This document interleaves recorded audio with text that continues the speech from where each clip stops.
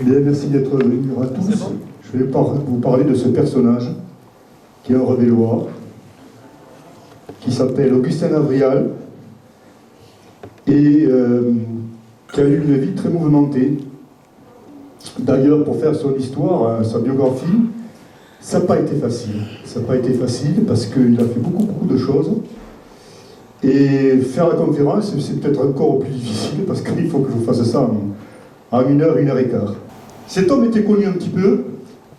Pourquoi il était connu? Parce qu'il était venu à une époque, vers 1890, pour s'occuper d'électricité à Revel. Et c'est par un article que j'ai vu que cet homme, ce n'était pas uniquement que ça, un homme qui s'occupait d'électricité, que ça a été aussi un ancien chef de la commune insurrectionnelle de Paris, en 1871. Donc évidemment, ça a titillé un petit peu ma curiosité. Et je suis parti un peu à la pêche d'informations sur cet homme. C'est vrai qu'en globalement, dans les monographies concernant Revel, de la ville, eh bien, on ne retrouve pas le nom d'Avrial. On le retrouve sur certaines petites publications, sur certains petits articles, donc je suis parti un peu à sa recherche. Vas-y, tu peux passer. Dans le personnage, donc il est né en 1840 à Revel, et il est mort en 1904 à Fécamp. Alors on va essayer de voir un peu son physique. Il faisait 1,75 m de hauteur, c'est pas mal. Pour l'époque aussi, les gens ont grandi après. Il avait un visage ovale, un front rond, des yeux bleus, un nez moyen, bouche moyenne, menton rond, cheveux et sourcils blonds, et marque particulière, une cicatrice à la tempe droite. Bon, tout ça c'est des détails, mais déjà c'est une entrée en matière. Évidemment, quand il est jeune, vous voyez le dessin qui est à droite, ça c'est un dessin qu'il a fait par lui-même. On peut supposer à l'âge de 20-22 ans environ. On voit qu'il a quand même un physique assez de jeune homme, quoi, mais après, vous allez voir, il aura une forte corpulence par la suite. Vas-y, continue. Alors ça, c'est une photo de lui, à l'époque, certainement, de la commune insurrectionnelle de Paris, en 1870-71. Donc là, il a environ 30 ans. Continue. Et après, on a une photomontage. C'est en vérité, à l'époque, on faisait des photomontages, où on voit tous les chefs du comité exécutif de la commune de Paris à l'hôtel de ville, pris certainement au mois d'avril 1871. Donc on est à l'hôtel de ville de Paris. Et Avrial fait un petit clic, c'est dans le petit rond, à droite, il est complètement à droite. Et c'est le personnage qui est à sa droite d'Avrial, d'Augustin Avrial, c'est Delescluze, qui est la personne la plus importante dirigeante de la commune insurrectionnelle de Paris. Les autres, ce sont évidemment des chefs de la garde nationale, donc des gens qui sont en insurrection contre le gouvernement de Versailles. On y va. Continue.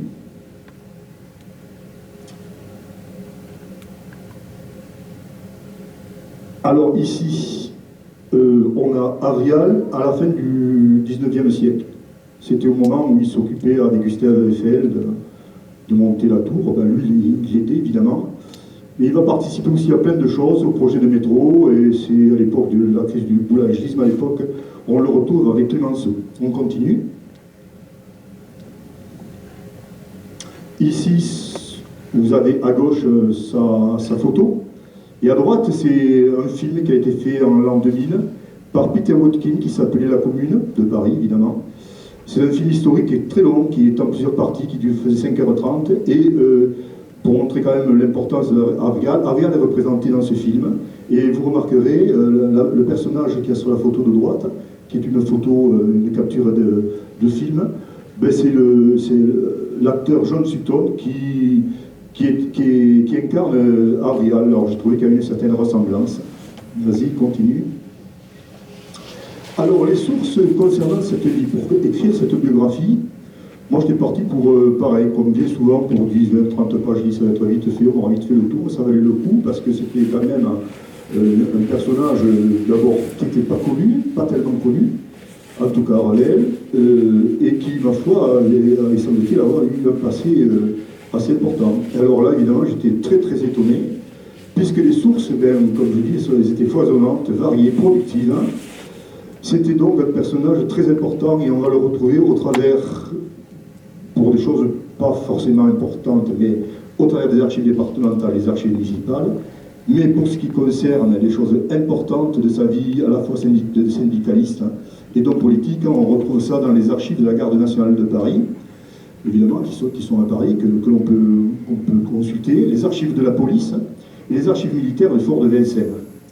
Évidemment, on a eu la chance à cette époque-là que la presse contemporaine donc de l'époque, il y avait beaucoup de journaux, et notamment lorsqu'il y a eu les événements de la Commune de Paris, mais aussi de la guerre de 1870, on a retrouvé donc des informations qui concernaient Augustin Avrial.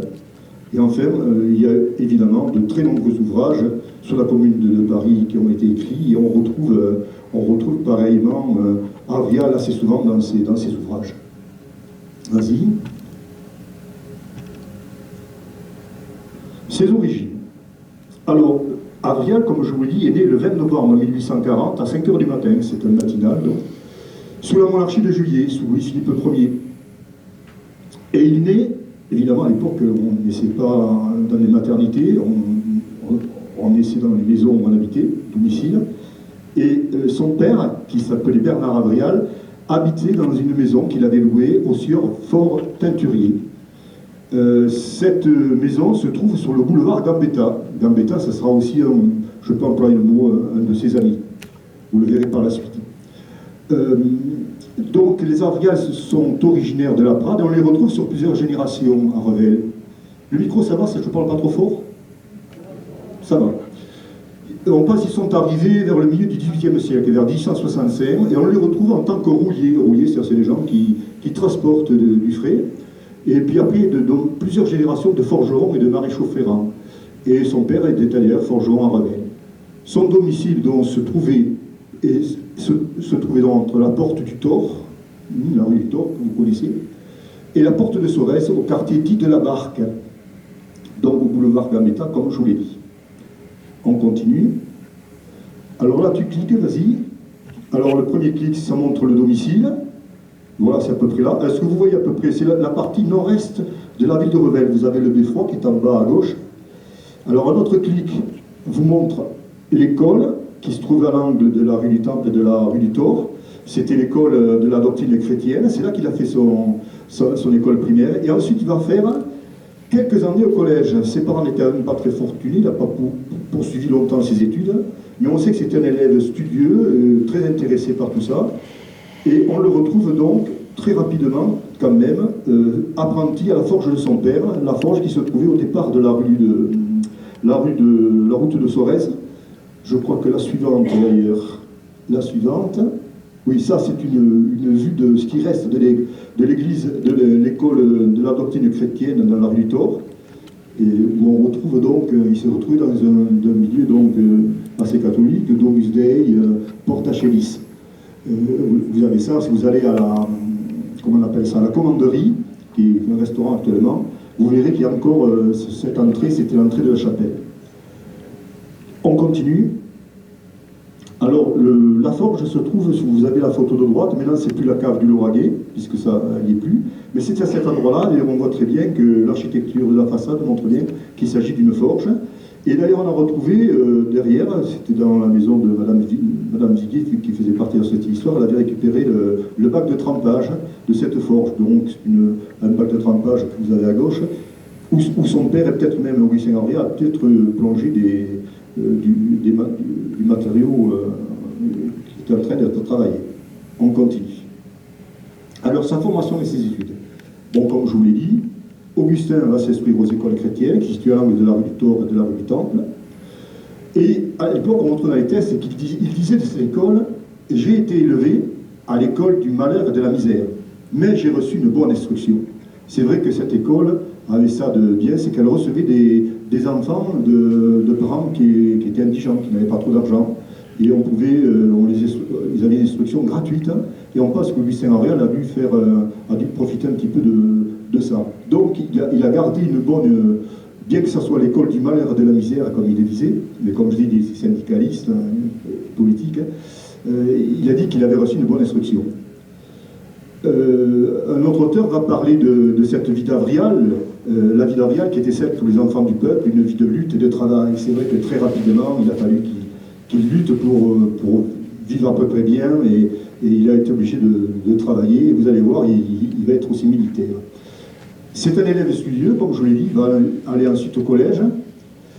Et Augustin Arvréal va être apprenti à la forge de son père, à l'âge de 15 ans environ. Alors on sait qu'à l'époque, dont il est né en 1840, on devait tellement bien parler, même si c'est en 1850, quand il avait 10 ans, on devait très bien parler des Trois Glorieuses de 1830, de 1848, de tous les événements politiques, et on s'imagine que dans cette forge, il y avait beaucoup de gens qui devaient bouger, et on peut penser qu'il était un petit peu à l'école de la vie politique, il devait entendre beaucoup de choses, il a dû avoir il a dû s'imprégner des idées politiques suscitées par tous ces événements, bien que lui, il ne les ait pas connus. Je veux dire, en 1848, il avait 8 ans, et puis il était arrivé.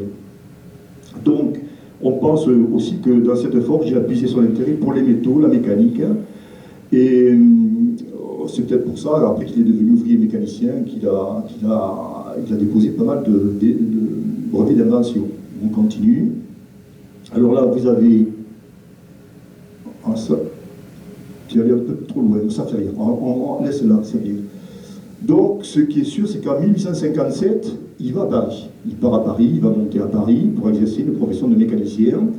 Il va travailler dans l'usine des moteurs Lenoir. Les moteurs Lenoir, c'est des moteurs qui sont un peu à l'avant-garde, des moteurs, je pense, à 2 temps, enfin ça, je ne suis pas du tout spécialiste. Et là, il va certainement parfaire ses connaissances un petit peu sur la mécanique, sur les systèmes, y compris de l'hydraulique, de la vapeur, de tout ça. Et plus tard, vous allez le voir un peu plus loin dans la conférence, hein, il va créer des engins de transport électrique, des moteurs à vapeur, plein de choses. Vas-y. Évidemment, là, il reste disons que 2 ans environ, et il va s'engager dans la vie militaire. Il a envie de voir peut-être autre chose, c'est un homme qui veut une vie trépidante, il s'engage. C'est-à-dire qu'il n'attend pas de faire partir du contingent. Il va s'engager et il va partir en Algérie. Donc il va pour mater, je vais le dire comme ça, mater les dernières révoltes kabyles, hein, mais on est vraiment à la fin, puisqu'il part à l'armée vers 1859-1860, et ça fait déjà quand même pas mal d'années que la grande révolte kabyle a été stoppée. Mais il reste encore sporadiquement des attaques, des choses comme ça, qui sont faites par ces peuples kabyles qui sont dans la montagne. Il me faut les lunettes. Alors, sa vie militaire se passe pas toujours très bien. On sait que par justement les archives de Vincennes, il a peut-être, pourtant à cette époque-là, c'était difficile dans l'armée de pouvoir exprimer ses opinions, mais il a quand même déjà des idées subversives. Il n'est pas tout seul. Il a un ami qui s'appelle Theiss, je ne sais pas si on prononce directement comme ça, qui est aussi un communard qu'il va retrouver à la Commune de Paris en 1871, et ils sont plusieurs, et ils commencent à se former certainement politiquement déjà au sein de l'armée. Malgré cela, il va quand même monter en grade et il va sortir sergent. On continue. Bon, ça c'est ce que je vous ai dit à peu près. Donc, il va être nommé, il monte en grade en juillet 1860, il est grenadier, puis caporal de grenadier, il sort sergent. Il est libéré de ses fonctions le 23 mai 1866, il a donc passé 7 ans de service, c'était la norme à l'époque, et il se retrouve à Paris militaire pendant encore quelques mois. Et là, il va rencontrer sa femme. Donc, il est militaire à Paris, il rencontre sa femme. Pour se marier, il est obligé de demander une autorisation à son chef, parce qu'il est toujours militaire, pas pour longtemps, pour quelques mois encore, mais il demande cette autorisation. Et comme on dit chez nous, Arvréal a mis Pentecôte avant Pâques, hein, c'est-à-dire que sa femme est enceinte de quelques mois, donc là, en vérité, il va se marier pour éclaircir cette situation. Il a déjà un fils qui est en route. Comme on dit, il en aura 2 là, d'ailleurs, et une fille qui sera, comment on dit, qui va adopter. Voilà. Donc, il va être démobilisé, il va s'installer à Paris, et de nouveau, il revient à son ancienne entreprise, les moteurs Lenoir. Mais cette jeune fille qu'il rencontre, on suppose qu'elle était déjà membre de l'AIT, c'est l'Association internationale des travailleurs, dans les déjà fortement politisée. Et s'il l'a rencontrée là, c'est qu'on peut supposer que lui, déjà, il faisait partie de cette association internationale des travailleurs, qui a été fondée en 1864, et lui, il rentre quelques années seulement après, donc il fait partie quand même des premiers membres de cette association internationale des travailleurs.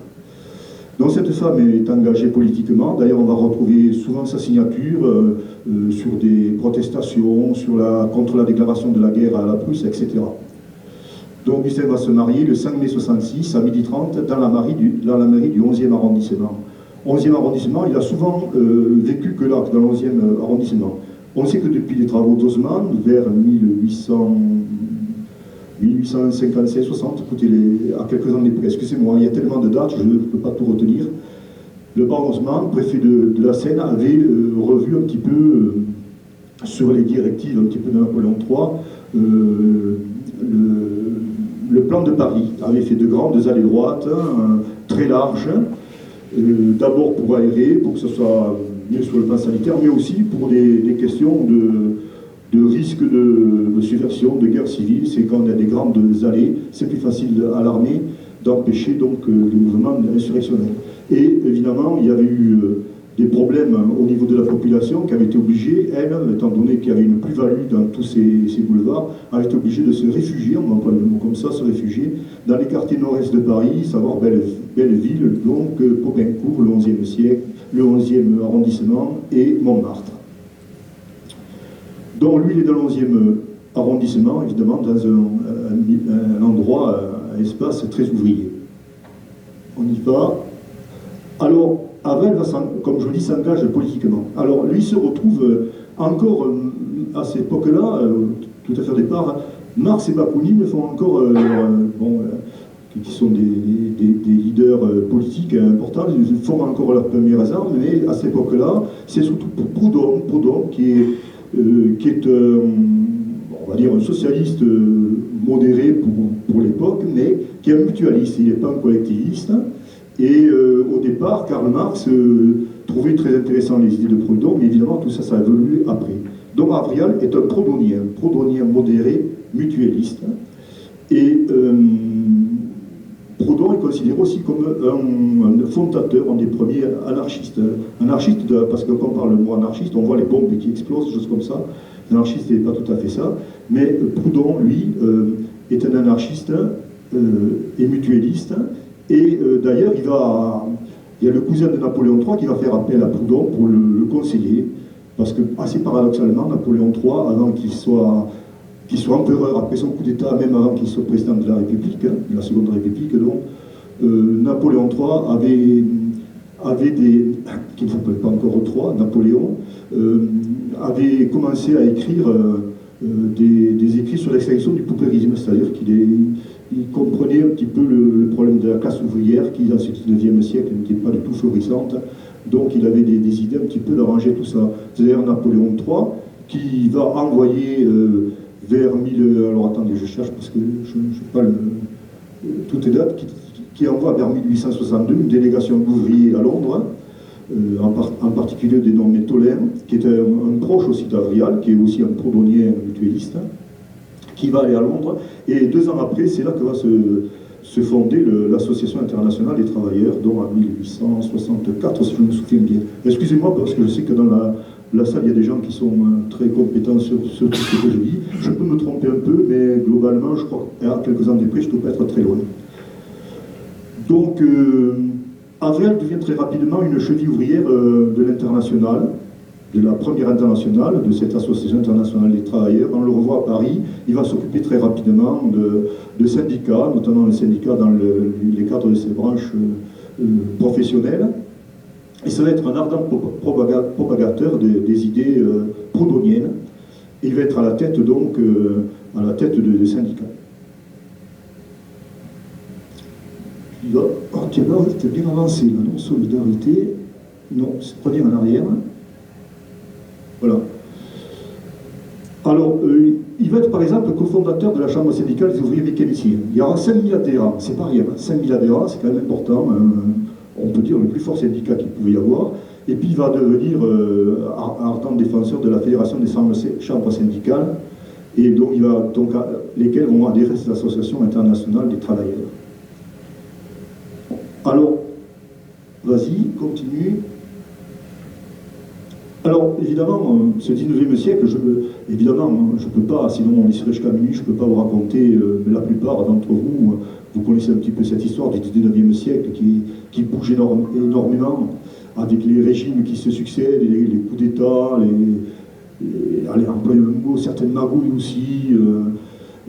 Donc, il y a beaucoup de problèmes chez les salariés et il y a beaucoup de grèves qui se mettent en place. Il est vrai que Napoléon III, à un moment donné, a lâché un petit peu du lest en acceptant le fait qu'il y ait des regroupements ouvriers, mais les grèves, il pouvait les accepter, mais jusqu'à un certain point. C'est-à-dire que lorsqu'il y a des grèves, lorsqu'il y a des grèves trop importantes qui allaient trop loin, on n'hésitait pas à tirer sur la foule.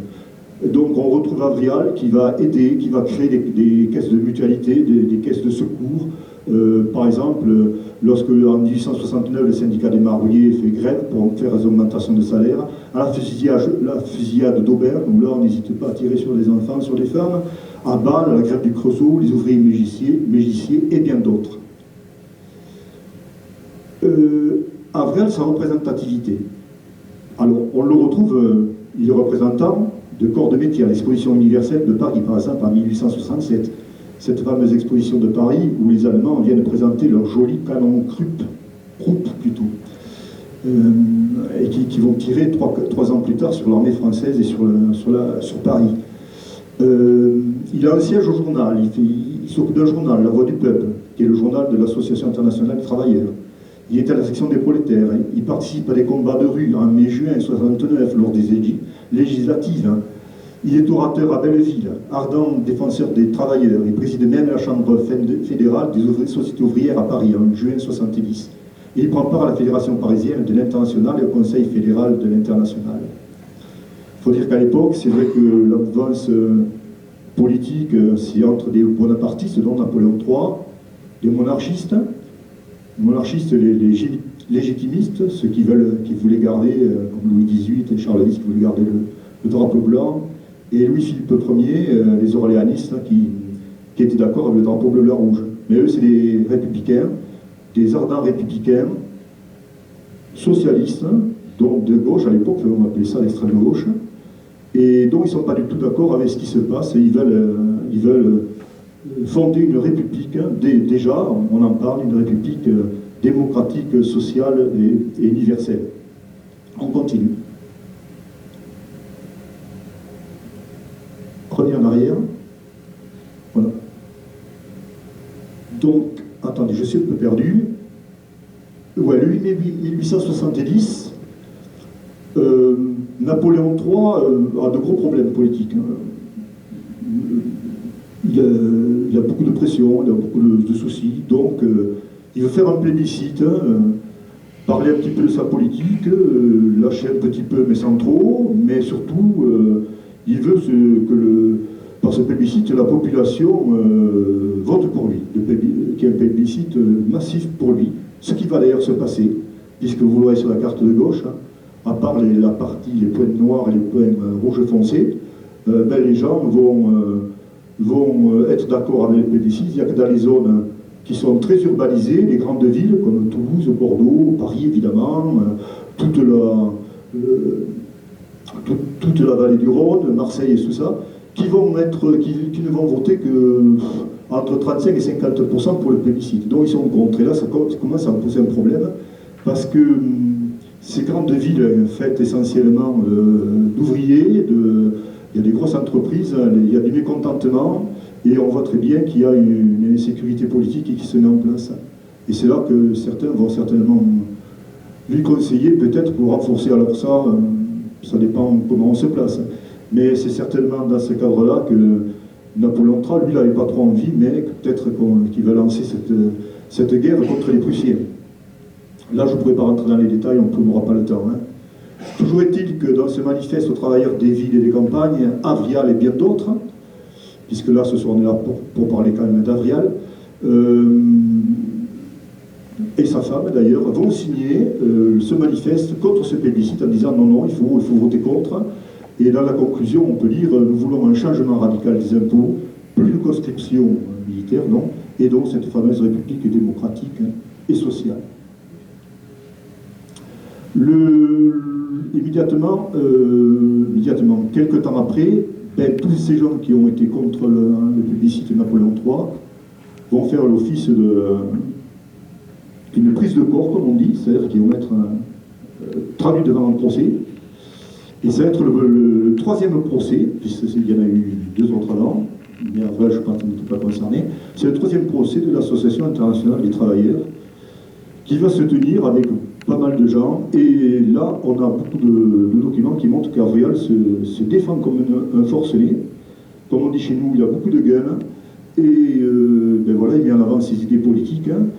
Mais toujours est-il que le 18 juillet 1870, il comparaît devant l'ordre cour de Blois, sous l'inculpation de complot, même contre la vie de l'empereur. Parce que là, bon, à l'époque, on pouvait dire un peu n'importe quoi. Il n'a jamais tenté à la vie de l'empereur, mais c'était présenté comme ça. Il va être condamné, quand même, la preuve qu'il a pu être bien défendu ou qu'il a eu bon avocat, il n'a été condamné qu'à 2 mois de prison et 50 francs d'amende et 4 mois de contrainte par corps pour société secrète. On disait que Avrial, et c'est bien marqué comme ça, alors moi par contre je n'ai pas trouvé de document qui le prouve, hein, qu'il entretenait des relations avec les chefs de groupe de Belgique, de Suisse, d'Angleterre, d'Allemagne pour l'international, et qu'il aurait demandé la suppression du livret ouvrier. Vous savez, ce livret ouvrier, c'est ce livret qui avait été créé vers 1803, je crois, par Napoléon Bonaparte, et qui permettait au patron de manager à 150%, je dirais, la vie de l'ouvrier. L'ouvrier ne pouvait pas partir, aller n'importe où, il fallait se livrer, et surtout il ne pouvait pas travailler s'il n'avait pas ce livret ouvrier. Donc, quelque part, les ouvriers étaient à la solde un petit peu des patrons. Le 28 août, il est transféré, donc on est en 1870, le 28 août, il est transféré à la maison correctionnelle de Beauvais-sur-Oise. Quelque part, peut-être tant mieux pour lui, puisque c'est à cette époque-là, ben, c'est la guerre de 1870 contre les Prussiens, dont lui se retrouve en prison. L'AIT va être dissoute, mais il ne va y rester qu'une semaine. Pourquoi? Parce que tout simplement, ben, à Sedan, ça se passe très mal, à Metz, Basel est complètement prisonnier, à Belfort, d'Enfer Rochereau, il tient la barre, hein. MacMahon est défait à Sedan, et voilà, les gens ne sont pas du tout contents. Le régime politique de Napoléon III éclate, et il y a une république qui se met en place. Il faut dire que le 12 juillet, ah oui, non, tiens pas l'avance, bon. Excusez-moi, hein, je reviens un peu en arrière, parce qu'il y avait tellement de choses à mettre, c'est un peu facile à articuler. Il faut dire donc, avant que cette guerre de 1870, je ne vais pas revenir sur les circonstances, parce que là, on prendrait tout le temps, Avrial et tous les hommes politiques qu'il y avait autour de lui, toutes les sections politiques, tous les syndicats, avaient signé un manifeste contre la guerre. Et on retrouve notamment les signatures d'Avrial, de la citoyenne Avrial, qui, un peu comme Jean Jaurès l'avait fait en 1914, était contre cette guerre, la déclaration de cette guerre, qui va donc se déclarer, je me souviens, le 12 juillet 1870 contre la Prusse, alors qu'il y avait des pourparlers qui faisaient que peut-être la guerre n'aurait pas lieu. C'est Napoléon III qui n'était pas d'accord avec les prises de position au sujet du royaume d'Espagne. Excusez-moi, c'est un peu compliqué. Mais Bismarck avait magouillé un peu la chose et avait fait en sorte que Napoléon III déclare bien la guerre à la Prusse, ce qui a permis par la suite de former, de partir du royaume prusse, de faire un véritable empire, un empire allemand. Et on sait, Dieu sait que cette guerre de 70, même si elle est moins connue, disons, a eu un impact très important pour la suite, parce qu'elle va être un petit peu introductrice des guerres de 14-18 et même de 39-45. On sait que cette guerre, Napoléon III ne la voulait pas, mais ce sont les ultra-bonapartistes, ce qu'on appelait les Mamelouks, et notamment l'impératrice Eugénie, qui avait dit si, il faut la faire, on va vite gagner la guerre. On va vite gagner la guerre, et mon Dieu, ça sort très bien pour l'Empire. Et voilà, on va se refaire un petit peu une santé. Chose évidemment, qui a été une véritable catastrophe, là aussi, documentez-vous, allez voir un peu ce qui s'est passé avec Bazaine, avec toutes les histoires qu'il y a eu autour de Gambetta pour l'empêcher de reprendre le flambeau pour essayer de rattaquer les Allemands lorsque les Allemands n'étaient que 40 000 autour de Paris, alors que les forces de l'armée du Sud et du Nord étaient plus de 200 000, bien que ce ne soient pas des gens qui étaient bien formés, que Bazaine s'était enfermé dans Metz. Mon Dieu, tout ça, ça a été terrible. Et lorsque Bazaine a fait une reddition, alors qu'il avait des troupes, allez, je ne vais pas dire fraîches, mais pratiquement intactes, il aurait pu se battre, hein. Il y a la reddition de Metz et ça libère complètement les contingents prussiens qui vont venir à Paris. Et là, c'est trop tard, on ne pourra plus désencercler Paris des Prussiens. Sauf qu'à l'intérieur de Paris, il y a quand même des forces qui, notamment, ces vrais républicains, je vais les appeler comme ça, ces vrais républicains, dont Avrial, qui veulent encore se battre pour essayer pour la France, quoi. Alors, où c'est que j'en suis? Je suis un peu perdu. Donc le 4 septembre, donc la guerre commence vraiment le 19 juillet et se finit le 28 janvier 1871 par l'armistice. Mais le 4 septembre 1870, comme je vous l'ai dit, devant la reddition de Sedan, la 4e République est fondée à Paris. Cette République, la 3e, non, a été faite, c'est une sorte de coup d'État, quoi. Elle est faite comme ça. Elle est faite avec des gens qui étaient déjà dans la mouvance politique, mais elle est faite par... il y a quand même à l'intérieur encore beaucoup de monarchistes, beaucoup de bonapartistes, quelques républicains, modérés, on va dire, ce qui ne fait pas tout à fait l'affaire des gens qui sont dans Paris et des républicains, disons, d'extrême gauche. C'est-à-dire que ce 19e siècle, hein, quand on voit 1830, comment ça s'est fini après les Trois Glorieuses, quand on voit comment ça s'est passé 1848 avec la Seconde République et le coup d'État, quand on voit 1834 avec la révolte des Canuts qui sont à Lyon, qui sont absolument fusillés, y compris les mouvements de juin 1848, pareillement la populace est complètement anéantie, ben, les gens ne veulent plus ça et ils se radicalisent sur leur position à Paris et c'est vrai qu'ils veulent une vraie république. On continue. Donc voilà, le 4 septembre 1870, les députés du corps législatif sont convoqués d'urgence au Palais de Bourbon par leur président. C'est Eugène Ier Schneider, cet homme qui avait déjà tous les pouvoirs, beaucoup de pouvoirs politiques, qui était patron du Creusot, qui était patron de banque, qui avait beaucoup d'argent, et qui veut refaire une république, mais ce n'est pas la république comme la population le veut, en tout cas les Parisiens. Puisque dans la ruralité française, beaucoup de gens ne sont pas au courant quand même, ne sont pas tellement politisés, et ils ne savent pas trop où aller. Cette séance commence à 1h du matin, la séance pour mettre en place le gouvernement de la défense nationale. Ce 4 septembre, elle va s'achever une demi-heure plus tard. Mais comme on sent qu'il y a une pression devant le Palais Bourbon, pression de la foule, qui n'est peut-être pas tout à fait d'accord avec les gens qui ont été choisis pour faire ce gouvernement de la défense nationale, on se déplace et c'est à l'hôtel de ville que la décision va être prise en fin d'après-midi. Alors, Avrial, là-dedans, le 5 septembre 1870, excusez-moi, je vais en avant, je viens en arrière, c'était compliqué de le faire de façon chronologique. Le 5 septembre 1870, c'est-à-dire le lendemain de la proclamation de cette 3e République, Avrial va être relâché. Donc, vous savez qu'il a été emprisonné par rapport au procès de l'Association internationale des travailleurs. Il prend le train de Beauvais-sur-Oise, ils sont plusieurs, hein, c'est tous les anciens condamnés de l'AIT, et là, bien qu'ils soient internationalistes, c'est-à-dire qu'ils sont tous les ouvriers européens, même sur le plan universel, tous des amis, mais là, la patrie est en danger, il y a les Prussiens, dont la discussion dans ce train est très importante, et Avrial veut sauver la patrie, combattre les Prussiens. C'est ce qui est, pour lui, c'est la priorité. Et il parle, c'est écrit tout ça dans les textes, il parle de cette défaite effroyable, parce que je vous ai parlé sur Bazaine, sur tout ça, des trahisons les trahisons. Lorsque Thiers est allé voir le général de Paladine pour dire non, il ne faut pas suivre Gambetta, on va calmer, on va changer de stratégie, les Allemands sont là, ça fera trop de morts, la guerre va... Bon, ça on peut en discuter, c'est peut-être en partie vrai. Mais toujours est-il qu'il y a eu beaucoup de trahisons, beaucoup de choses qui ont été faites au niveau du grand état-major de l'armée, surtout Bazaine, d'ailleurs, qui a été traduit en procès. Et Avrial, lorsqu'il arrive, comme il est ancien militaire, qu'il est déjà pas mal connu, hein, pour ses idées politiques en tout cas et syndicales, va être nommé capitaine de la 2e compagnie, puis commandant du 66e bataillon de la garde nationale.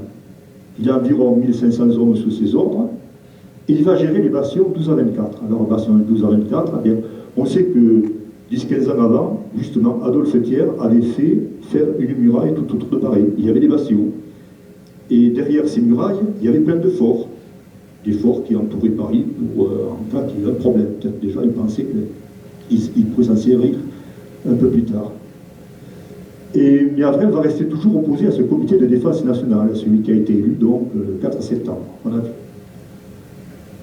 Le 7 octobre 1870, on le retrouve avec Gambetta, on le retrouve sur la butte de Montmartre. Il va participer avec son bataillon à protéger le départ en ballon de Gambetta. Le départ se fait à la place Saint-Pierre. Gambetta a décidé, donc lui c'est un radical, républicain, un vrai, il n'est pas bonapartiste, il n'est pas orléaniste, il n'est pas légitimiste, c'est un républicain. Il a décidé, lui, contre l'avis d'autres, justement de monter une armée du Nord et une armée du Sud. On sait que ça ne marchera pas, mais bon, il y a eu des traîtrises là aussi, ça ne va pas marcher, et donc il part en ballon. On continue. Et après, Avrial va organiser des bataillons, en un mois, toujours dans l'idée de lutter contre les Prussiens, qui sont tout autour, qui tirent avec des canons, et les canons commencent à tirer dans le premier arrondissement, ils vont loin. Ils tirent loin, parfois ils tirent à boulet rouge. Il y a le siège de la ville, les gens crèvent de faim, on bouffe des rats, des souris, vous connaissez ces dessins, où on voit des gens qui vendent des rats, des chiens, des chats. Il n'y a plus rien à manger. Malgré cela, on arrive avec une souscription populaire de 15 484 francs. C'est-à-dire c'est les gens, le peu qu'ils ont, ils ramassent de l'argent. On fait des canons qui appartiennent donc à la garde nationale, qui appartiennent à la population, au peuple de Paris. Et Avrial est nommé commandant de ce 66e bataillon de la garde nationale.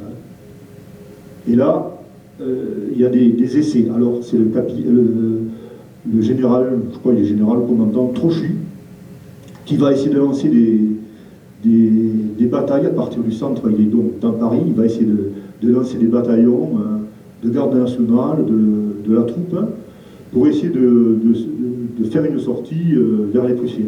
Alors, il y a plusieurs batailles, évidemment, qui se soldent très rapidement par des échecs. Les gens sont au courant, évidemment, de ce qui se passe. Déjà, ils sont au courant qu'il y a plusieurs milliers de morts. Ils meurent, pour eux, c'est des morts pour rien.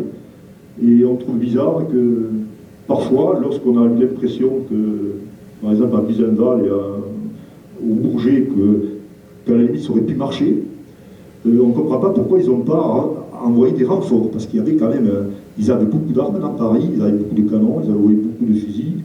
Pourquoi ils n'ont pas envoyé des renforts? Alors il y a des historiens qui disent c'était plus ou moins voulu, c'est-à-dire qu'ils ne voulaient pas, que certaines personnes ne voulaient pas que ce soit des républicains rouges, comme on dit, qui permettent donc de la libération de Paris. Donc Trochu et d'autres auraient fait en sorte que ça ne marche pas. Comme ça, pas obligé d'y croire, mais pourquoi pas. Toujours est-il que le 30 octobre, les chefs de bataillon de la garde nationale vont se réunir. Avrial va en être. Il va se trouver au café de la place de l'hôtel de ville. Et là, il dit ça va plus. Parce qu'il y a eu la bataille de Bourget aussi. Le 28, le 30, il y a eu plein de batailles, ça ne va pas du tout. Les gens crèvent de faim. Donc ils disent on ne peut plus continuer comme ça. Le commandement n'est pas bon, les politiques ne sont pas bons. Donc il va y avoir, le 31 octobre 1870, il va y avoir, je dirais, une révolte, une insurrection du peuple de Paris, où ils vont pénétrer dans l'hôtel de ville, où se tient une séance du gouvernement. gouvernement de défense nationale. Avrial fait partie de cette insurrection, avec le 66e.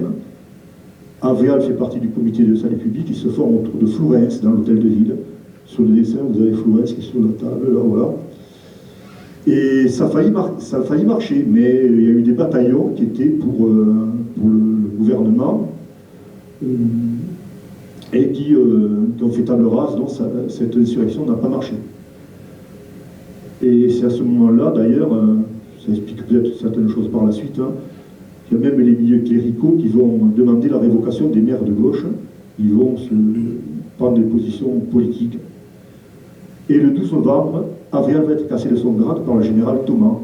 Le général Thomas est connu puisqu'il sera fusillé le 18 mars, un peu plus tard, 1871, lors de l'insurrection de la Vendée. Donc, on continue, voilà. Donc, il y a de nombreuses sections de l'international qui sont mises en place dans Paris. Il y a, dans le 11e arrondissement, il y a plus de 170 000 personnes. Le 11e arrondissement, c'est là où c'est qu'il y a Avrial. Le maire, c'est Motu. Avrial fait partie du conseil, de ce conseil d'arrondissement. Il y a 26 bataillons qui forment un effectif de plus de 40 000 hommes. Et ces bataillons de garde reçoivent 1,50 franc par jour. C'est-à-dire, c'est la seule façon qu'ils ont pour vivre. C'est avec cette solde, ils vivent avec ça, parce qu'il n'y a pratiquement plus de boulot. Enfin, voilà.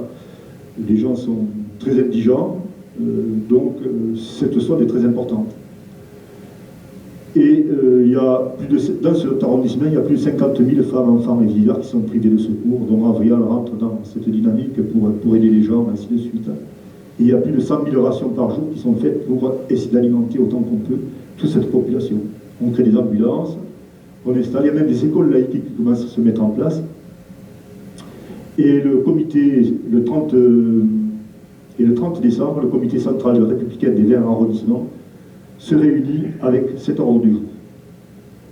Ils ont décidé de mettre en place une commune révolutionnaire et les moyens pratiques pour l'installer de façon révolutionnaire. Le 5 et 7 janvier, les mouvements républicains d'extrême gauche appliquent la placard de l'affiche rouge. Avrial fait partie de la liste. Et ils disent que le gouvernement qui s'est mis en place le 4 septembre s'est chargé de la défense nationale et qui n'a pas rempli sa mission.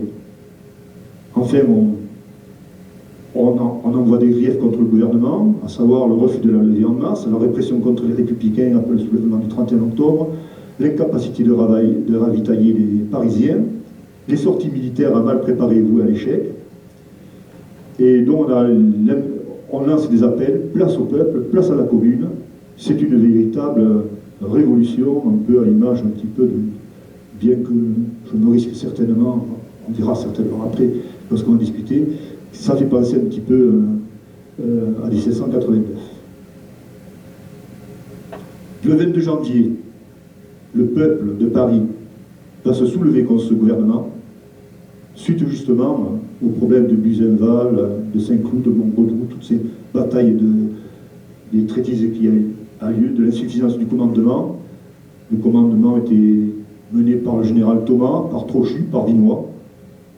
Et très rapidement, Thiers qui est à Versailles, parce que c'est vrai que j'en ai pas trop parlé, le gouvernement qui est à Versailles va décider le 26 janvier de signer l'armistice. D'ailleurs, les Prussiens sont à Versailles et l'armistice va être signé dans la galerie des glaces du palais de Versailles. Ça ne plaît pas du tout, à la fois à Gambetta, aux Républicains. Gambetta, le 6 février, va démissionner, est complètement écœuré, il part en Espagne. Clémenceau aussi, qui voulait continuer la bataille, Clémenceau qui était le maire de Montmartre, n'est pas content du tout.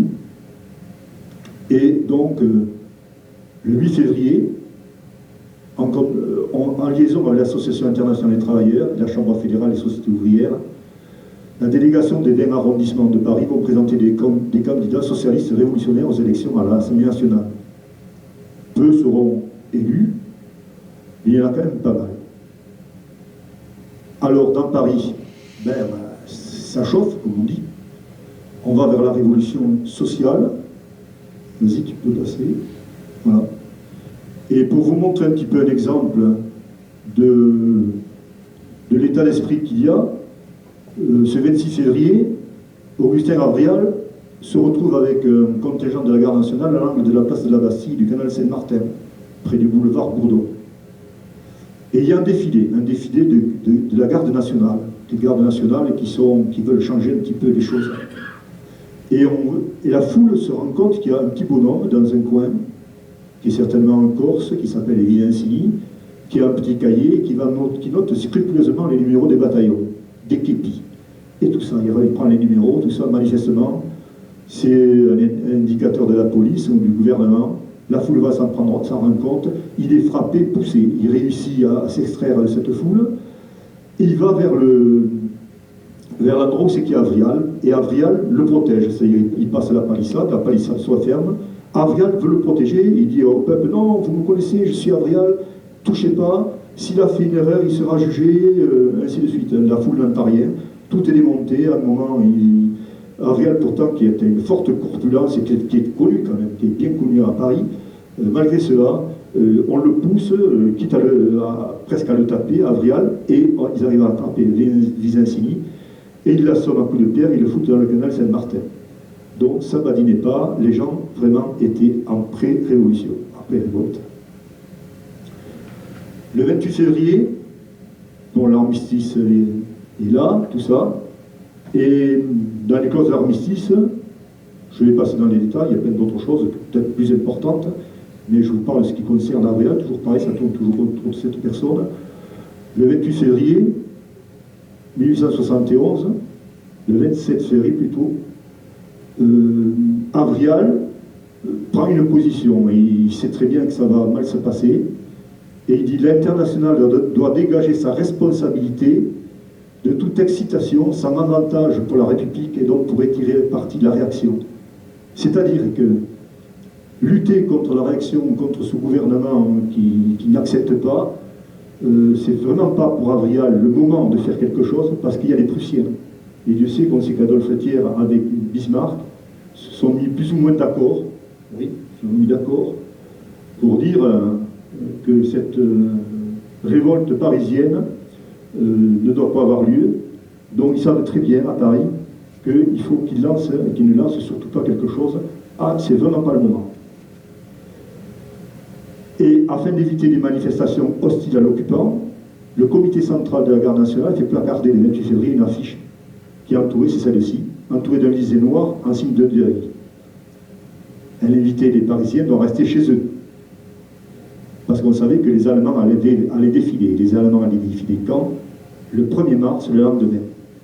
Donc le 1er mars, les Allemands défilent dans une ville aux rues désertes. Ils ne défilent que sur les Champs-Élysées. Et toutes les gardes nationales, entre guillemets populaires, vont bloquer toutes les rues pour éviter que les Allemands aillent partout. C'est-à-dire qu'ils défilent sur les Champs-Élysées, mais ils ne vont pas ailleurs. Et évidemment, la ville est en deuil. Les fenêtres sont fermées et tout ça. Donc le 1er mars, c'est symbolique, mais Bismarck l'avait demandé, des troupes prussiennes entrent à Paris et défilent sur les Champs-Élysées. Voilà, alors on a une photo en bas à gauche, et puis des dessins. Alors les dessins, par contre, montrent qu'il y a beaucoup, à des endroits, il y a de la foule, mais en vérité, d'après les textes, il n'y avait pratiquement personne dans les rues. On continue. Donc le 2 mars, le lendemain, donc, on met en place une fédération républicaine de la garde nationale. Avrial y est dedans, évidemment. Et quelques jours avant le 18 mars, de nouveau, il y a un nouveau positionnement d'Augustin Avrial, qui dit, devant les gardes nationaux assemblés, il leur dit, si vous voulez, c'est Avrial qui parle, si vous voulez un chef partisan de la révolution immédiate, ne me choisissez pas. Puis il exposait qu'en présence de l'armée allemande, occupant une grande partie du territoire et de l'état d'esprit de la province, la victoire révolutionnaire était impossible, qu'on ne pouvait aboutir qu'à un massacre d'ouvriers, à des proscriptions nombreuses, et retarder à une date éloignée le triomphe de la révolution sociale. À ce moment-là, les écrivains disent, les gens qui ont écrit sur cette période, disent que ce que pensait Avrial Tous ceux qui réfléchissaient et se rendaient compte de la situation le pensaient comme lui. Mais le 18 mars 1871, ça n'est trop. Il y a déjà des détonateurs qui ont été pris en place, à savoir que Thiers a enlevé la solde de la garde nationale, dont les gens n'ont plus rien pour vivre pratiquement. Il rétablit les loyers, qui jusqu'à maintenant n'étaient pas payés. Les gens ne peuvent plus payer les loyers.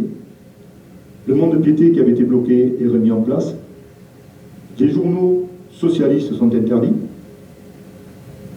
En plus, il y a eu ce défilé des Prussiens à Paris.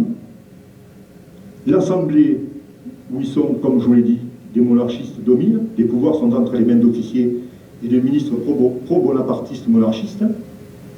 Et enfin, il va falloir payer tous les problèmes de commerce, les dettes, tout ça. Il n'y a plus d'argent. C'est vraiment le foutoir. Et enfin, mise en avant, c'est la gestion de la guerre contre les Prussiens. On est au courant des traîtrises de Bazel, du défaitisme du gouvernement, par exemple de Baradine avec Gambetta, je vous l'en ai parlé tout à l'heure, et des défaites qui auraient peut-être pu fonctionner de Buzenval et le Bourget.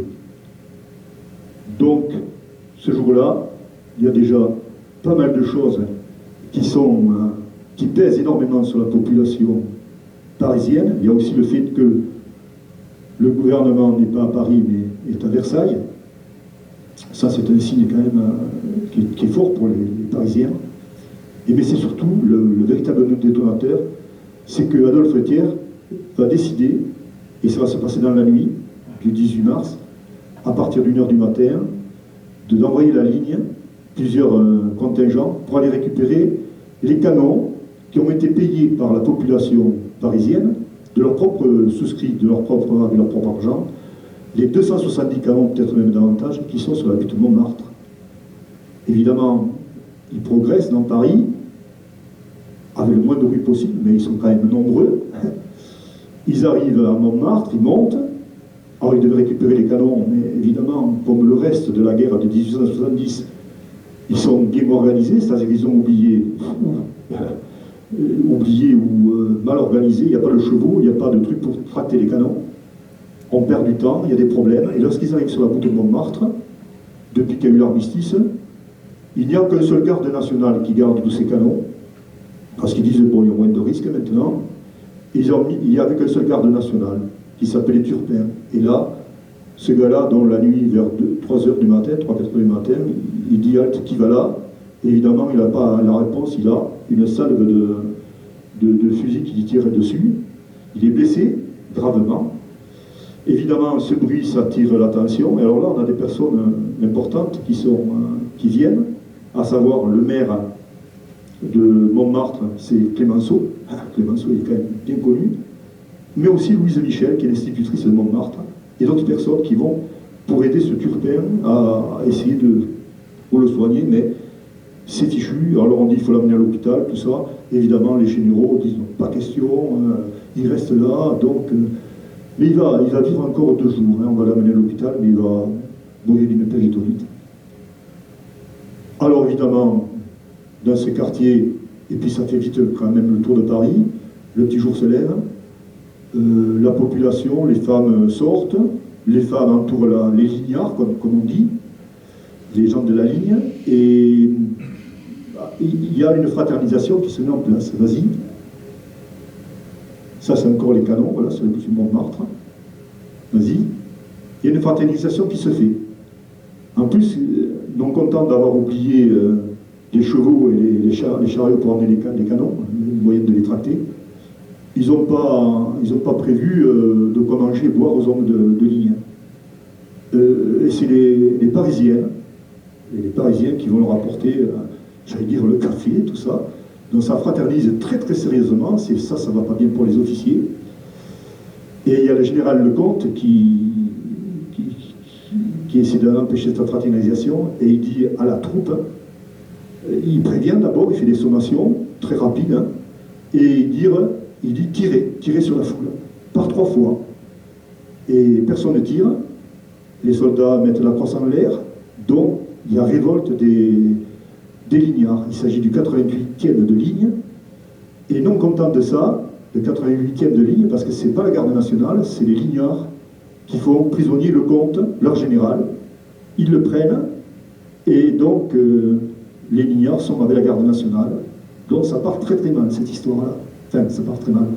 En tout cas, pour Thiers et les autres. Et non content de là, il y a un autre général qui était bien connu pour les matages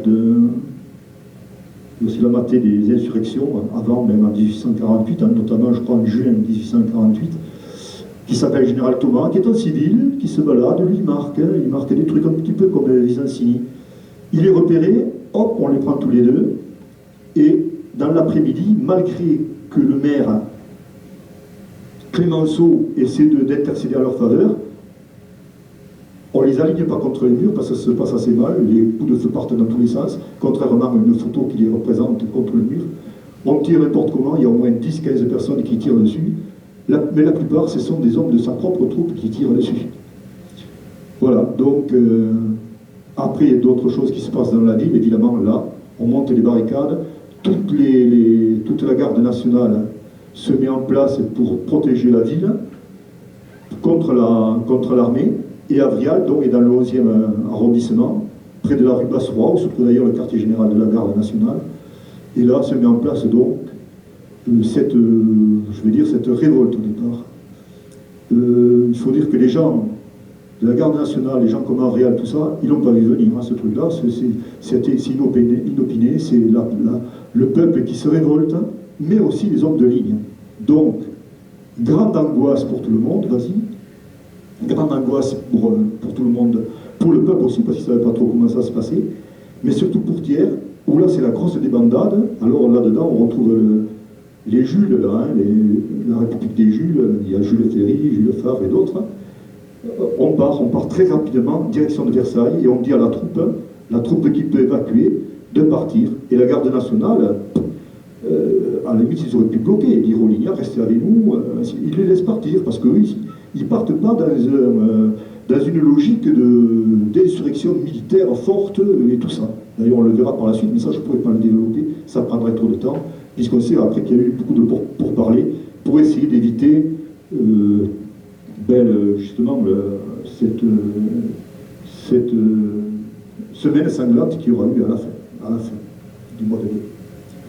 Donc la commune est mise en place, évidemment, tout le monde est complètement subjugué. À Paris, tout le monde est heureux de cette commune insurrectionnelle. On sait que même en France, il y a des petites communes qui se mettent en place, mais elles sont très vite matées. On va faire 24 heures, 48 heures, 3 jours. Marseille, Toulouse, Bordeaux, Nantes, d'autres, je ne me rappelle plus. Il y en a plein. Même à Alger, il y a une commune insurrectionnelle qui se met en place en Alger. Mais évidemment, Paris se retrouve un peu isolé. Oui, j'ai le nom, c'est Marseille, Narbonne, Saint-Étienne, Le Creusot, Besançon, Toulouse, Perpignan, Le Havre, Grenoble, Bordeaux, Nîmes, Limoges, Périgueux, Cuers, Foix, Rouen et bien d'autres. On va mettre en place les élections municipales. Dans Paris, je vais faire vite, excusez-moi. Les élections municipales vont être mises en place à Paris pour que le peuple de Paris élise ses représentants, pour que ça soit fait quand même de façon démocratique. Mais 4 jours avant, le 22 mars, il y a eu une grande manifestation, c'est-à-dire les gens qui étaient contre ça. Ce qu'on appelle le parti de l'ordre, c'est-à-dire les gens qui sont pour les gens de Versailles. Donc là, il y a des coups de feu, on ne sait pas trop qui tire les premiers, il y a des morts, voilà, bon, ça continue, quoi. Et les Versaillais repartent, enfin le gouvernement se retrouve à Versailles, avec le reste de l'armée qu'il y a. Évidemment, très rapidement, il y a des pourparlers qui se font avec Bismarck pour libérer les gens prisonniers, qui étaient à Sedan, ainsi de suite. Donc, on libère pas mal de gens de la troupe pour renforcer les renforts de Versailles, et en quelques semaines, à Versailles, on reconstitue l'armée. Parce qu'il y a beaucoup d'historiens qui disent, et si les Parisiens, à ce moment-là, avec tous les contingents de la garde nationale, avec tous les canons et tout ça a été monté à Versailles, est-ce qu'ils n'auraient pas pu renverser ce gouvernement et mettre en place une vraie république démocratique et sociale? Beaucoup d'historiens disent, mais non, il y avait les Prussiens qui étaient tout autour, et ils n'auraient jamais accepté ça. Et je pense que les communards l'ont compris et ils sont restés dans Paris. mais quand même, ils vont essayer au bout d'un certain temps. Alors là, au sein de la commune, il y a énormément de choses qui se passent. Et on va essayer donc, à partir de fin mars et en avril, d'envoyer des troupes pour attaquer les troupes de Versailles. Là aussi, ça va être la déroute. Ben, les gens, le commandement, il y a quelques généraux, il y a notamment des gens qui ont fait la guerre du Mexique. Hein. Il y a même des généraux qui sont polonais, je crois, c'est ça, ouais.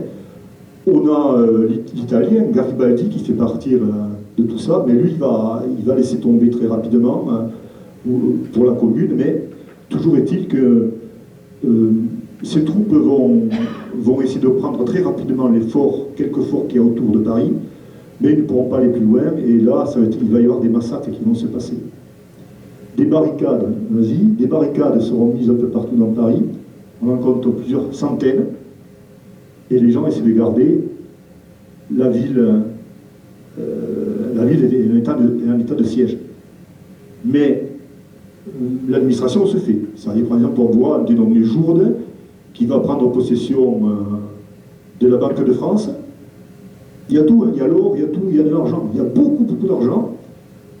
Et ils auraient pu en profiter. Ben non, ils n'en ont pas profité. Jourde a tenu les cordons de la bourse, et lorsque la commune a été finie, eh ben, l'argent était toujours là, enfin, sauf ce qu'ils avaient besoin pour payer la garde nationale et tout ça. Mais tout ça avait été fort bien géré par Jourde, et ils ont mis en place des sortes de ministères, le ministère de la solidarité, le ministère du travail, le ministère de l'armée, évidemment, tout ça. Donc pendant quelques semaines et quelques mois, ça va durer exactement 72 jours, cette commune va vivre comme ça, et Avrial va avoir plusieurs casquettes, à savoir, il va s'occuper du travail, des sociétés,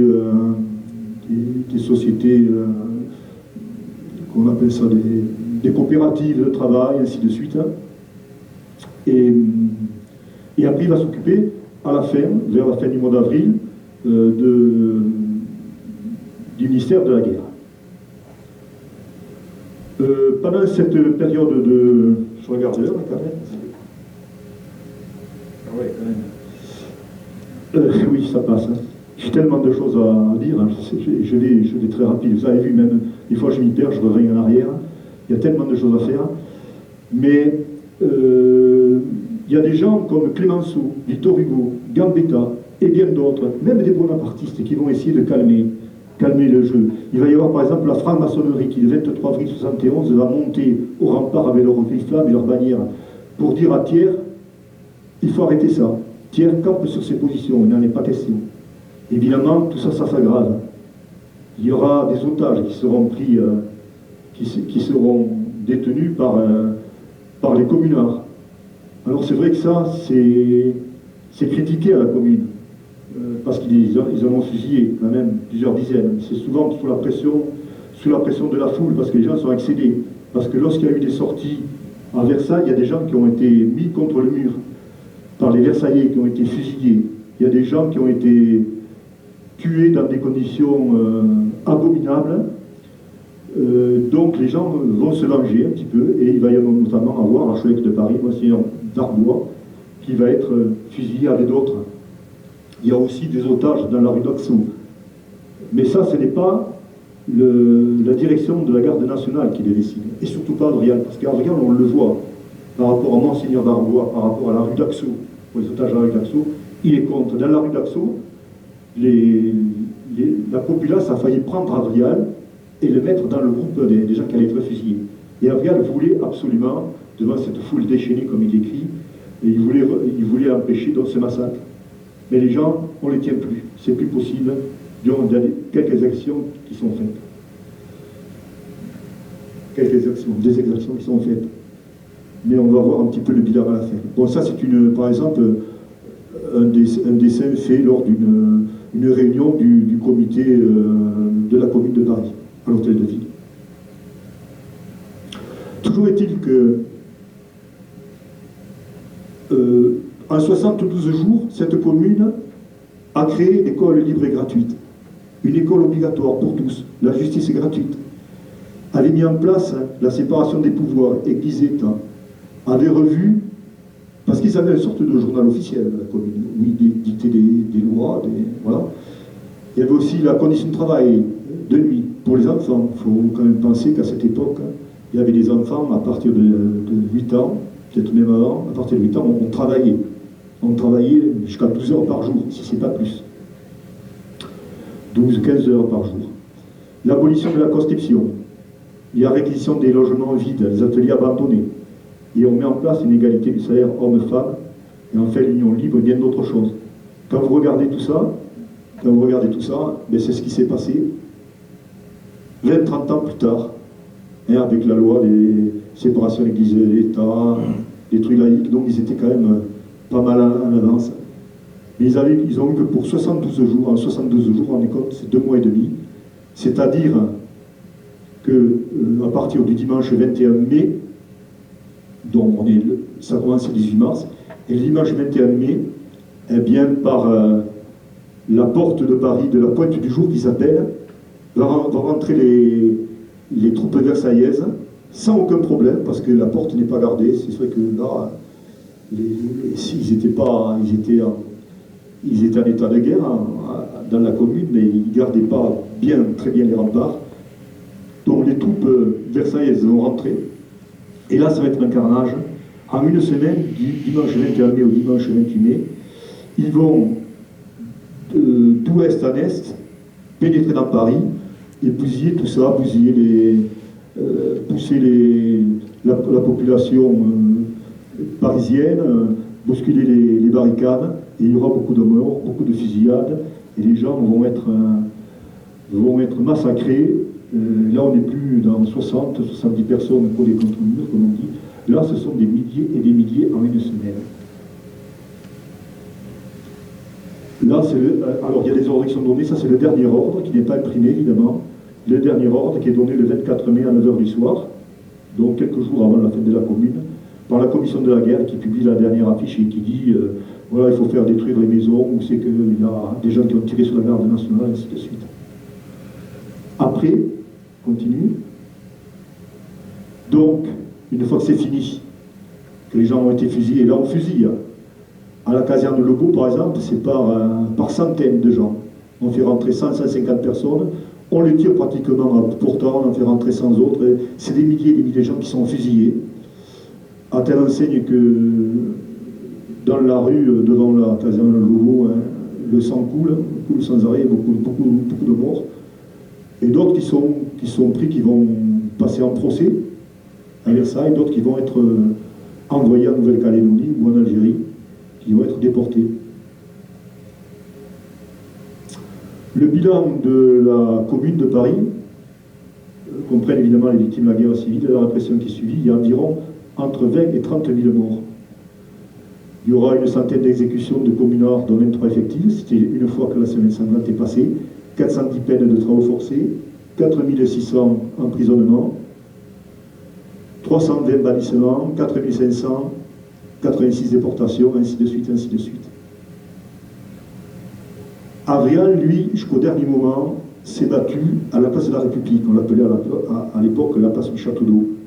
Il a vu la mort de Delescluze, il a vu la mort de beaucoup de gens, mais quand on ne pouvait plus tenir, ben, il s'est évaporé comme beaucoup, il est parti. Il a sauvé sa peau, comme on dit. Et évidemment, à la fin, on l'a recherché. Alors, il y a beaucoup de gens qui disaient qu'il était mort. Sa femme disait qu'il était mort, évidemment. Mais lui, elle savait très bien que non. Et il était parti. Et il avait des amis qui étaient des amis du train, qui l'ont amené. Il est parti. Alors, on ne sait pas trop vers où, peut-être vers la Belgique. Mais en Belgique, il n'a pas pu y aller parce que le gouvernement, le roi belge, interdisait tous ces gens, les réfugiés, de venir en Belgique. Même Victor Hugo, qui était déjà là-bas, il l'avait sorti. Il l'avait viré de la Belgique. Et il se retrouve à Londres. Et à Londres, donc, il va reprendre ses activités politiques. Il va se retrouver, alors je fais un raccourci parce que l'heure tourne, il va se retrouver dans les grandes réunions où il va rencontrer Marx, Karl Marx et Bakounine, à l'époque où ils ne s'entendaient plus. Karl Marx et Bakounine, donc il y a une décision qui va se faire. Lui, en étant proudhonien, il est encore comme on dit un peu Bakounine, donc ça se passe pas bien pour lui, en quelque sorte, à Londres, et il est obligé de partir. Alors je vais raccourcir très rapidement, parce que sinon, je vais vous garder jusqu'à minuit. Et il s'en va, assez paradoxalement, en Alsace-Lorraine, qui est devenue prussienne. Il se réfugie en Alsace-Lorraine, et là, on le reçoit. Alors, attendez, où j'en suis? Voilà, on va passer. On le recherche aussi à Revel. À Revel, dans les registres des délibérations, il y a 4 gendarmes à cheval qui viennent voir la famille qui est encore Revel pour essayer de le retrouver. On continue. Vas-y, continue. Excuse-moi, j'en passe quelques-unes. Vas-y. Voilà, alors, Avrial, excusez-moi, je cherche un peu, va donc monter des sociétés, une société sociale en Angleterre. Il va remonter peut-être une sorte de petite commune en Alsace, à Schiltingen exactement, où il retrouve Langevin, par exemple, qui était un ancien communard. Il se retrouve à plusieurs. Et là, comme c'est souvent des ouvriers mécaniciens, ils vont remonter à l'aide d'un dénommé Goetz, qui est un franc-maçon. Ils vont monter une usine avec des constructions mécaniques, des engins à vapeur. Et cette société va s'appeler la société Avrial-Touvenot. Et ils vont y rester quelques années. Ils vont être très bien cotés par tous les patrons qu'il y a dans le coin. C'est-à-dire qu'il fait du commerce avec pas mal de gens. Il crée des machines que l'on va voir après. Mais au bout d'un moment, il commence à devenir persona non grata. C'est-à-dire que les Prussiens disent qu'il est un peu trop politisé, donc ils vont le sortir, il va partir à Genève. Avrial, il faut savoir qu'après la Commune, évidemment, Avrial est complètement surveillé par la police française. Et alors ça, c'est intéressant de retrouver dans les archives de la police à Paris, on découvre par exemple le communiqué du numéro 8, du numéro 22, d'un dénommé Ludovic, d'un dénommé Jojo, enfin, on sait exactement, jour par jour, ce que fait Avrial, qui c'est qu'il a vu, il est suivi. Il est complètement infiltré, que ce soit en Alsace-Lorraine, en Alsace, oui, que ce soit à Genève, même à Genève, il est infiltré par la police. Et on retrouve donc, c'est pour ça qu'on a retrouvé dans le dossier qui s'appelle le dossier BIA 943 archives de la police, on trouve des témoignages très importants concernant Avrial. On sait par exemple qu'il a eu une médaille à l'exposition internationale de philatélie et qu'il a rencontré donc d'autres révolutionnaires venant d'Europe centrale. Vas-y, avance. Avance. Encore. Voilà. Alors là, je vous ai mis les machines que l'on pouvait faire à Schiltingen, à Strasbourg. Alors en haut à gauche, il y a marqué Société Curie. C'est une fois qu'ils sont partis, Avrial et Touvenot, la société s'est appelée Curie, elle existe encore. Vous allez sur Internet, vous verrez que la société Curie existe, c'est eux qui l'ont fondée quand même. C'est Avrial, notre Vélois, qui montait des locomobiles, des pistons, des pompes à eau, des choses comme ça. Voilà, continue. Il aura des médailles. Strasbourg, Haguenau, des États-Unis aussi, comme je vous ai dit, et ils vont être expulsés. Donc vas-y, voilà l'expulsion des communards, où on voit ici des documents où il y a plein de gens qui disent non, il ne faut pas qu'ils partent, et ils s'adressent donc aux autorités militaires et administratives de Prusse pour leur dire non, c'est des gens très bien, il ne faut pas les sortir, donc dans les signatures, dans les papiers, on a tout ça. Et vous voyez en bas à gauche le cachet Avrial Touvenot. Vas-y. Donc là, c'est écrit en écriture, comme on appelait ça, l'écriture de là-bas. Donc, on parle donc de l'affaire des communards de Schiltingen. Donc, il se retrouve à Genève. Et là, tout ce qu'on sait, évidemment, c'est toujours par les fameux rapports de police, signés 5, 22 ou Ludovic. On le retrouve, par exemple, au Café du Levant. On le retrouve aussi à la brasserie Landol, rue du Rhône. On sait qu'il habite à la Chaux-de-Fonds, près de Genève. Et là, dans ces réunions, évidemment, de quoi on parle? Ben, de politique, de syndicalisme. Vas-y, continue. Il va même rencontrer des personnalités russes, à l'époque, donc la révolution russe n'était pas encore mise en place. Il va retrouver notamment une certaine Vera Ivanovna Zasulich, bon, difficile à lire, qui est une héroïne qui a lutté un petit peu contre le tsarisme en Russie, et il la retrouve donc à Genève. Et là, il met en place aussi une nouvelle machine à coudre. Et pour Genève, il fait des dossiers sur la traction des trams, des tramways à Genève, pour l'électricité, qui marcheraient avec l'électricité. Il va être amnistié le 11 juillet 1880. Il va rentrer en France. Et il continue, toujours, mais là avec Clémenceau. Il est avec Clémenceau et il est au sein de l'Alliance socialiste républicaine. Il y a des journaux politiques, il s'occupe des journaux politiques, il a un engagement politique très fort. Et notamment, ils ont un programme, quoi, que vous avez, je ne sais pas s'il est, donc vous l'avez pas. Programme qui est par exemple la liberté absolue de réunion, d'association, liberté de la presse, séparation des églises et de l'État. Enfin, bon, je ne vais pas vous lire tout ça parce qu'il y a 15 ou 16 alinéas à lire. Et ensuite, il y a les programmes économiques par rapport au champ syndical, par rapport à la durée du travail, et ainsi de suite.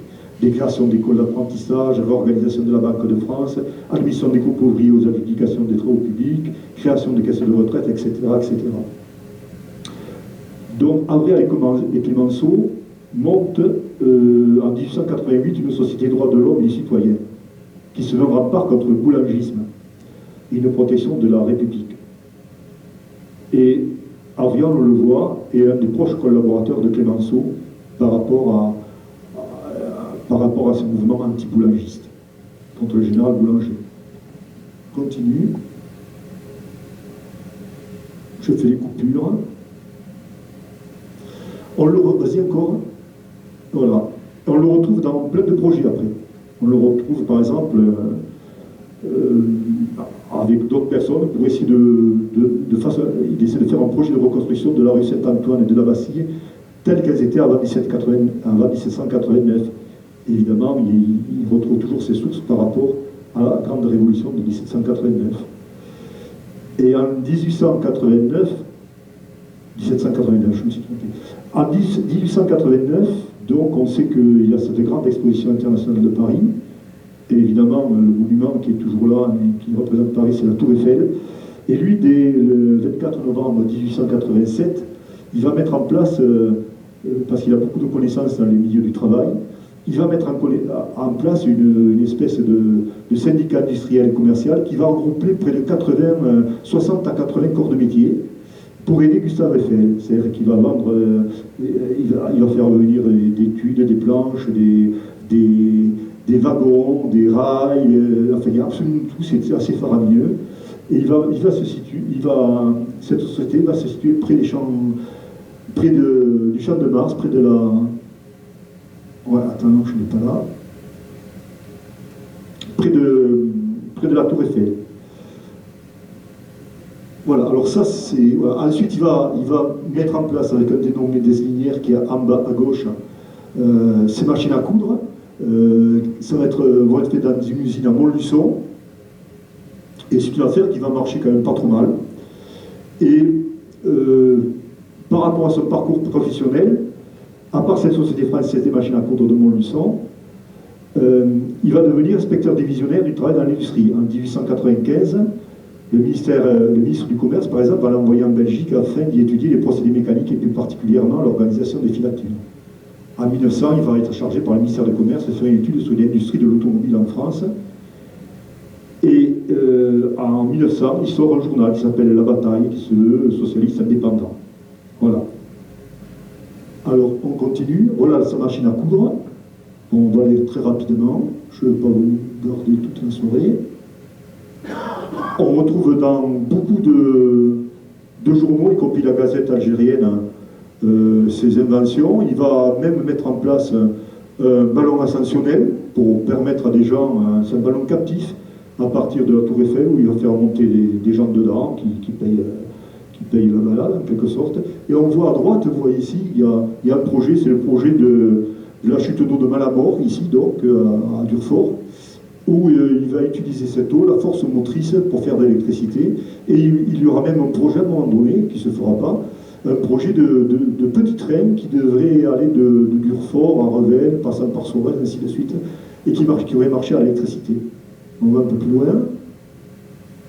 Alors là, c'est différentes petites inventions qu'ils ont fait. Alors, on le voit avec une baignoire à cylindre. Ça, par contre, je n'ai jamais trop su ce que c'était. On le retrouve à un endroit, un triporteur mécanique, un ballon captif, le tramway électrique, ça on le retrouve plusieurs fois, y compris à partir de Genève, des accumulateurs de force. Ils montent en place un hippodrome mécanique. Ils montent une société qui s'appelle Paris Course. Et après, ils s'engagent beaucoup dans des associations concernant le projet de métro aérien. Alors, vas-y, voilà. Donc, lui, il défend l'idée que le métro, il ne faut pas le faire souterrain, il faut le faire en aérien. On sait qu'à Paris, il y a quand même pas mal de parties du métro qui sont faites en aérien. Continue. Voilà, alors oui, je reviens, je n'ai déjà parlé donc. Donc il s'installe à côté du Champ de Mars, au 100 avenue de Suffren et 65 rue de la Bourbonnais, où il va mettre en place cette société qui va permettre à Gustave Eiffel d'avoir des chantiers, des gens compétents pour monter à la fois la Tour Eiffel, mais aussi tous les pavillons qu'il y a autour. Ainsi, voilà, alors, il était, on voit devant, je crois que c'est le Champ de Mars, derrière, il est derrière la Tour Eiffel qui est en train d'être montée. Vous imaginez, attendez, aller trop vite, hein. Voilà, à gauche, on voit des bâtiments, c'est par là qu'il avait ses entrepôts, Gabriel. Vas-y. Bon, voilà, ça c'est le journal qui sortait, Gabriel sortait pour organiser tout ça. Et l'autre montre un petit peu tous les gens qui travaillaient pour lui. Alors, il y a tout, il y a des peintres, des serrureries, chaudronneries en cuivre, couleur vernis, ardoise, briques tuiles, pierre dure, tendre, voilà. Continue. Là, une vue assez ancienne, donc. Et donc, Avrial arrive donc à l'orée du XXe siècle, et il demande donc une recette buraliste. À l'époque, on récompensait des recettes buralistes, des gens qui avaient œuvré pour le pays, pour une ville. Et comme quand même, c'est une personne un peu qui est suivie par la police, on a peur quand même à 1900 qui puisse poser des problèmes. On l'envoie à Fécamp. Et il a une recette buraliste à Fécamp, vas-y continue, dans cette rue qui est la rue Théagène-Bouvard. Il va y rester que quelques années, et puisque c'est le 15 décembre 1901 qu'il arrive là-bas, et il va décéder en 1904, le 9 décembre. Il décède à Fécamp, il est inhumé à Paris, au Père-Lachaise. La ville de Paris lui paye la concession, c'est-à-dire qu'il a une concession gratuite, avec une petite plaque qui dit qu'il a fait partie de la commune de Paris, tout ça. Il y a quand même une soixantaine de personnes, c'est-à-dire qu'il y a beaucoup de communards qui sont morts. Lui, il est allé à beaucoup d'enterrements, mais là, lorsqu'il décède, lui, il reste peu de gens, mais il a quand même une soixantaine de personnes qui sont présentes à ses funérailles. Et la plupart des assistants avaient à la boutonnière une églantine rouge. 2 couronnes en immortel rouge ont été déposées sur le cercueil. L'un portait l'inscription suivante, notre père, l'autre Avrial, ancien membre de la commune. Et ça, c'est un rapport qui est fait par la police. Voilà. Alors, continue. Alors, c'est vrai que quand on parle de la commune de Paris, on dit encore des rouges sanguinaires, ceci et cela. Alors, moi, je n'ai pas à prendre position, j'essaie d'être impartial, de ne pas trop m'avancer, mais quand même, il faut dire qu'en 1870, l'armée, conduite par un état-major plus que insuffisant, les Bazaine, les traîtrises qu'il y a eu, parce que Bazaine, en vérité, avait essayé de faire un coup d'État. Je ne suis pas rentré dans l'histoire de Bourbaki qui va revoir la princesse Eugénie à Londres pour essayer de récupérer le pouvoir, ainsi de suite. Bon, je ne vous ai pas raconté tout ça, mais il y a tout ça aussi. Il y a le fameux Gambetta qui on lui coupe l'herbe sous les pieds. Il y a les transactions entre Thiers et Bismarck qui ne sont pas claires et nettes. Et il faut dire quand même que ces communards étaient 30 ans à l'avance. Ils avaient déjà pensé à cette séparation de l'Église et de l'État, de l'école libre, des conditions de travail, ainsi de suite. Et ça viendra qu'à partir de 1880, ça va évoluer tout ça. Mais c'est vrai que pendant longtemps, on a essayé d'occulter cette partie de l'histoire, parce que elle pouvait gêner. Elle pouvait gêner. Mais maintenant, on leur rend justice, puisqu'il y a le Sénat, en 2003, et Dieu sait que ce n'était pas quelqu'un de gauche qui était président du Sénat, c'était Christian Poncelet, président du Sénat, qui a écrit en 2003 « Les insurgés de la commune ont toute leur place dans le bloc de notre histoire nationale. Il est des inachèvements plus riches de promesses que des accomplissements ordinaires. Par ce geste symbolique, le Sénat leur rend aujourd'hui justice. » Et enfin, il y a l'Assemblée nationale qui écrit que la République rend honneur et dignité à ces hommes et ces femmes qui ont combattu pour la liberté au prix d'exécutions sommaires et de condamnations iniques. Elle proclame la réhabilitation des victimes de la répression de la Commune de Paris de 1871. Ça a été fait en 2016. Vas-y. Et après, on a le président de l'Assemblée nationale, de 2000 à 2002, qui apporte des éléments aussi par rapport à la commune. Je vous laisse lire. Et à droite, Victor Hugo qui parle de la commune de Paris. Dieu sait qu'il n'était pas au début pour, comme Clémenceau, comme d'autres. Mais même Clémenceau, Victor Hugo et d'autres, une fois que ça s'est passé, on dit que la commune c'était pas rien, quoi. C'était pas que des fous ou des révolutionnaires sanguinaires. Victor Hugo disait que nous voulons la justice, non la vengeance. Le cadavre, en parlant évidemment de la commune, le cadavre est à terre, mais l'idée est debout. Continue. Alors il faut savoir que cette année, vers le mois de mai, mais avec le confinement, ça n'a pas été facile, la mairie de Paris, et notamment la mairie du 11e arrondissement, a donné le nom à un square important qui se trouve dans le 11e arrondissement, donc, au nom d'Augustin Avrial et de sa femme, Madame Talbot. Il y a une rue Augustin Avrial aussi à Morlaix, à la ville de Morlaix. Vas-y. Alors voilà la plaque pour le 11e arrondissement. Un square qui fait plus de 2000 mètres carrés, je crois, en fait, c'est important. Et voilà, j'avais demandé, je le dis, j'avais demandé à Revel que peut-être pour le 150e anniversaire, parce que cette année, c'est le 150e anniversaire de la Commune de Paris, on aurait pu donner le nom d'une rue à Augustin Avrial. On sait qu'il y a beaucoup de bâtiments qui s'appellent le lycée Thiers, par exemple, Adolphe Thiers. Beaucoup de lycées d'écoles qui s'appellent Jules Ferry, mais Jules Ferry, c'est vrai, souvent pour nous tous, c'est l'éducation nationale, l'école libre, laïque, ceci, cela, mais Jules Ferry, c'est pas que ça. Allez sur Internet, il faut chercher, il faut regarder. Des fois, l'histoire, c'est pas comme nous la présente, il faut aller dans le détail. Et j'estime qu'à Revel, on aurait pu avoir une rue Augustin Avrial. Voilà. Alors, là, c'est la fin, évidemment, de la conférence. Pour ceux qui le veulent, à la sortie, il y a des feuilles. Et ceux qui veulent nous aider, donc, à demander à la mairie cela, peuvent signer la feuille en mettant leur nom et en signant. Voilà. Merci. Et après, je suis à votre écoute pour les questions que vous pouvez me poser, j'espère que je puisse bien y répondre. Excusez-moi pour le contenu un peu brouillon parfois, j'en suis tout à fait conscient. Mais vous avez vu, on a parlé de beaucoup de choses. Cet homme a une vie absolument effarante. Et on vend un bouquin aussi, je voulais vous dire. Bon, il y a un bouquin qui fait 150, 180 pages, il y a tout en détail.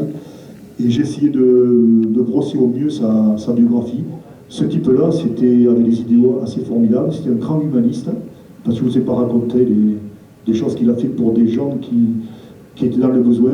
Par exemple, quand il était à Genève, il avait fait une grosse caisse, il avait fait ramasser de l'argent pour donner lors des inondations à Toulouse. Pourtant, il était à Genève.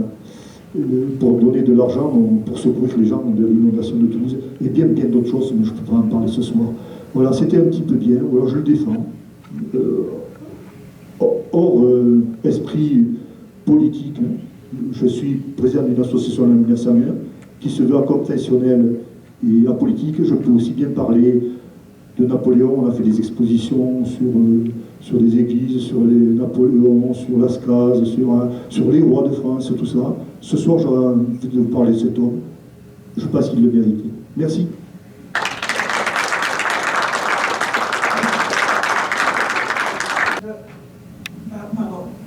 Augustin Abrial a eu des petits-enfants, dont deux petites filles, une Georgette qui est morte en 1946 dans le 11e, c'est un quartier qu'ils n'ont jamais changé, qui est morte célibataire, et la deuxième petite fille qui s'appelait Georgette est morte en 1974 à Clamart.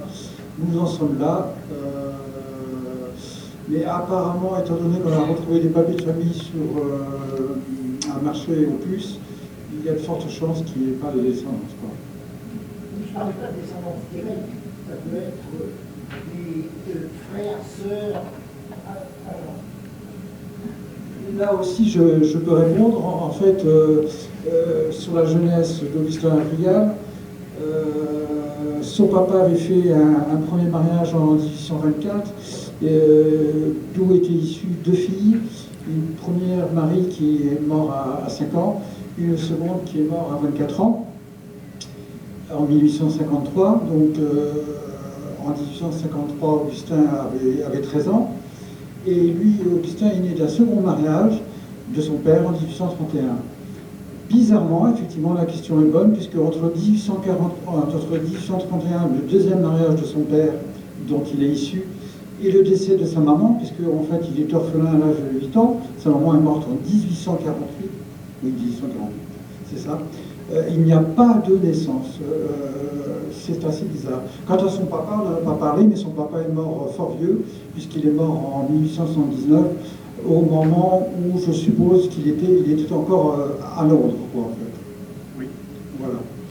Et son deuxième fils, donc Augustin, quant à sa descendance, il a eu son premier fils, donc Augustin Alexandre, qui est venu un peu en avance, quoi, en fait. Mais il faut savoir qu'il y a eu un second fils, qui est né à Schiltigheim. Schiltigheim, c'est juste à côté de Strasbourg, qui est né en 1874. Territoire allemand à cette époque, et lui est mort en 1918 voilà. Son fils, je ne sais pas si on l'a dit, son premier fils est mort donc en 22 et son épouse en 23. Voilà. Et apparemment il n'y a pas de descendance du deuxième fils Albert, né en 1974, mort pour la France.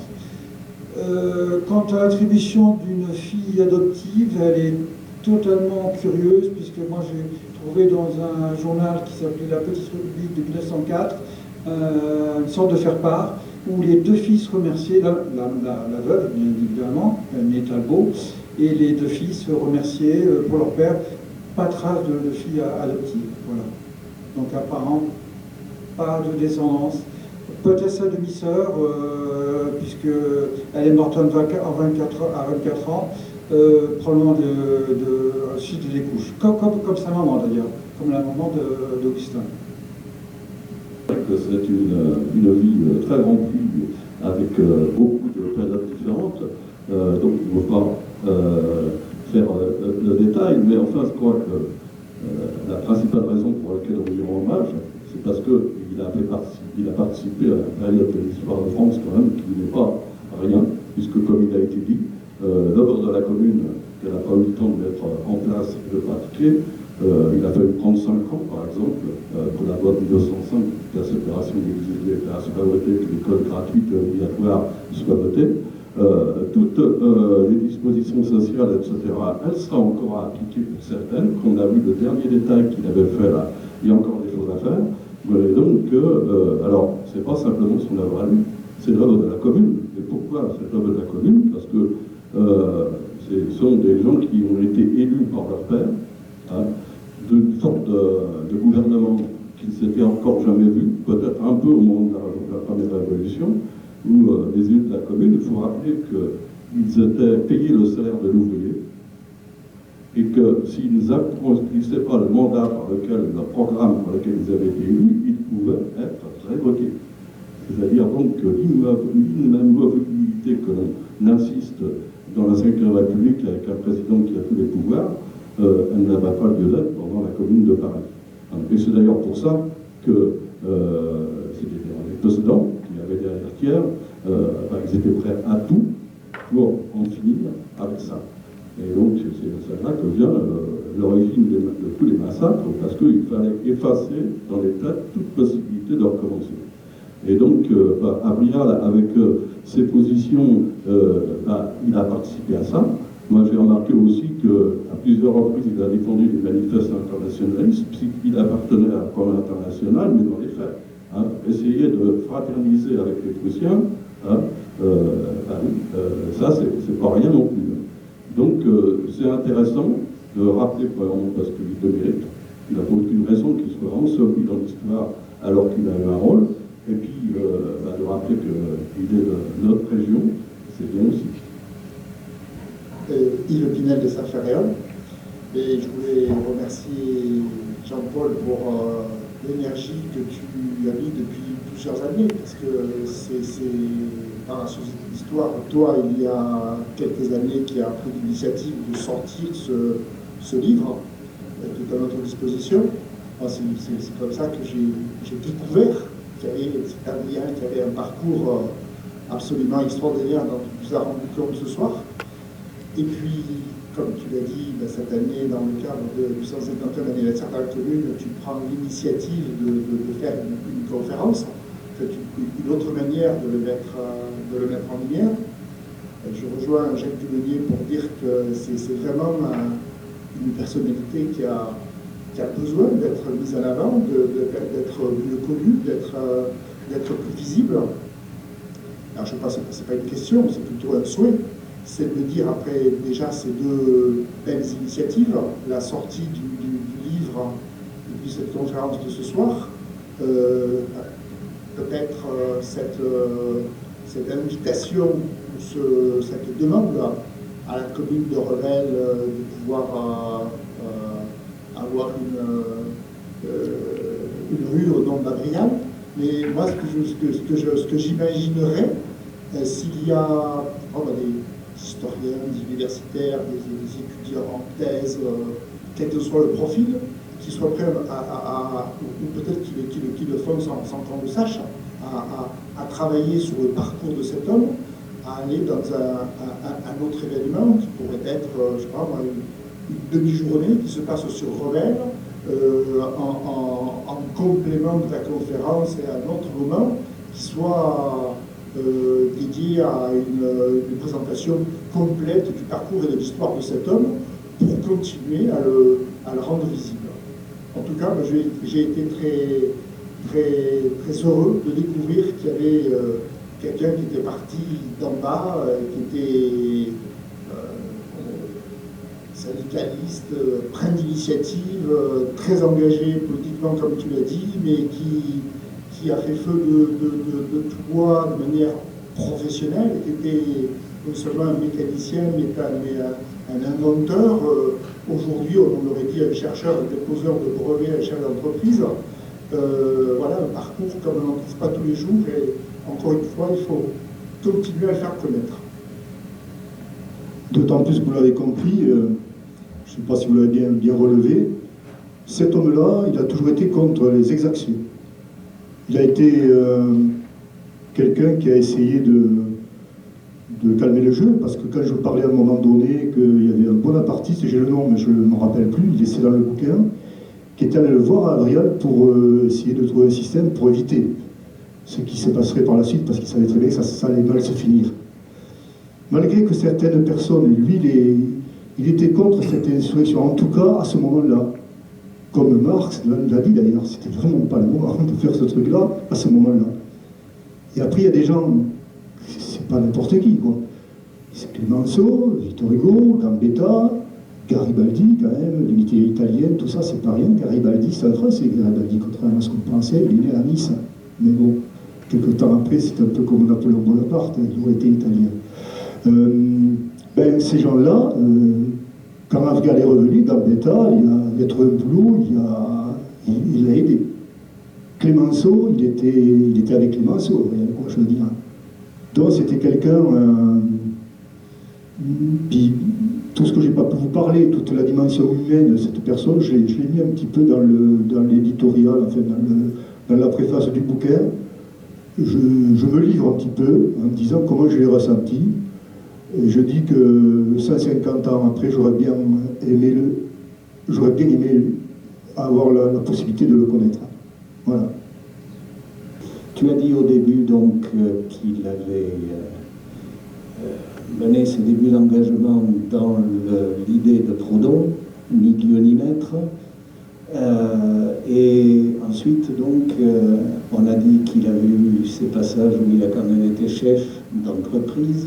Donc, il y a quand même une trajectoire évolutive, mais en même temps, la trajectoire montre bien le fait que l'époque était sans arrêt au changement. On était près du centenaire de la Révolution française, et à cette époque-là, on vivait dans beaucoup de milieux populaires dans l'espoir que les idéaux de la Révolution pourraient revenir après les restaurations, après donc, le Second Empire et les excès de l'Empire autoritaire avant les transformations un petit peu hasardeuses de l'Empire libéral. Pour en venir donc au chef d'entreprise, les différentes entreprises qu'il a créées, est-ce qu'elles avaient un statut social du type société coopérative ouvrière, ou est-ce que c'était des entreprises assez classiques? Il s'est jamais enrichi. Avec tout ce qu'il a fait, normalement, il aurait dû s'enrichir, comme tous les gens du XIXe siècle qui avaient des idées. Il ne s'est jamais enrichi. Il a toujours partagé, on le voit très bien. Et on le voit même pendant la Commune, lorsqu'il récupère les ateliers abandonnés, tout ça se fait sous forme de coopérative, avec des conditions de travail évidemment qui sont meilleures, parce que bon, on n'a pas développé, mais ça je pense que les gens en fait, qui connaissent un peu l'histoire, il faut savoir que la condition ouvrière à l'époque c'était absolument terrible. Bon, on pourrait presque dire pire que l'Ancien Régime, avant 1789. Il le dit lui-même au départ, il se cache quand il rentre chez lui, parce qu'il n'y a personne qui rentre chez lui parce qu'il a honte, parce qu'il n'a pas de lit.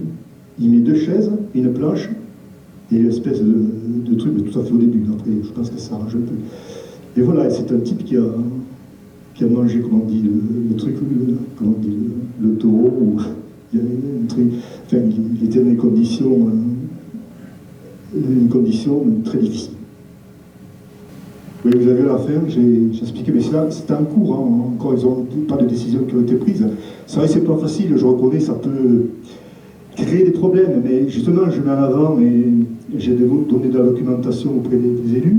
Vous avez vu à la fin, Christian Poncelet, le Sénat, l'Assemblée nationale, la mairie du 11e, mais il y a aussi Toubon et Tibéri, à un moment donné, c'est pas des gens de gauche qui ont créé la place de la commune de Paris. Non, mais justement, je le dis. Non, mais je le dis justement, parce que, voilà, pour montrer qu'il y a des gens, d'ailleurs ça a été décrit quand ils l'ont fait, hein, ils ont eu de la pression. Et à ce moment, il est question ils doivent rouvrir des rames de métro, il est question qu'il y ait une station de métro qui s'appelle la Commune de Paris, par Avial, voilà. La Commune de Paris, c'était des vrais républicains, quoi. Excusez-moi, je me positionne, mais la République française, quoi. Guy Auriol, c'est un républicain. Voilà. Jean-Paul, dans l'intervention précédente, donc, il a été question de Revel et des noms de rue, et donc l'évocation de l'avenue du Coude prolongée est intéressante, parce que je ne sais pas si les gens sont allés voir. Selon l'endroit où on se trouve, allez la prendre, cette avenue. Le mieux, c'est de la prendre à pied ou à la rigueur en vélo, parce qu'en voiture, on n'aurait pas le temps de jouer avec la situation. Tantôt, c'est le coude qui est prolongé, tantôt, c'est l'avenue.